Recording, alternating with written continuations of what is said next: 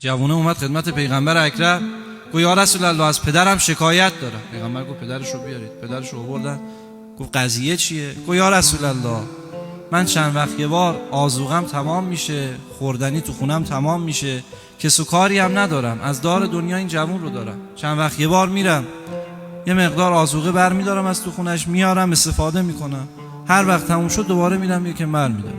بار اول این کار رو کردم، جوونم اومد به من گفت بابا دیگه نبینم بدون اجازه دست بذاری به وسیله های خونه من. چند وقت دیگه گذشت، برای بار دوم رفتم، گفت بابا دفعه آخرت باشه بدون اجازه من وارد خونه میشی وسیله برمیداری. چند وقت دیگه گذشت، برای بار سوم نیازمند شدم، اومدم خونه پسرم وسیله بردارم. موقعی که خواستم برم شروع کرد داد و بیداد کردن، الان میرم شکایت تو پیش پیغمبر میکنم. الان اومده پیش شما شکایت من کرد.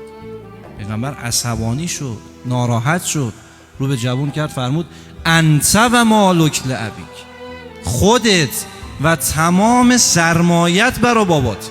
حالا جوون بزرگ میشه، تازه یادش میفته کلفتی این صدا رو باید به رخ پدر و مادر بکشه. نه رفیق، کلفتی این صدا رو باید رو دشمن پدر و مادر بکشه.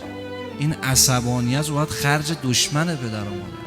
ما روزه میایم تو مکتب سید الشهدا میایم بشینیم که ادب یاد بگیریم، حرمت بزرگتر یاد بگیریم.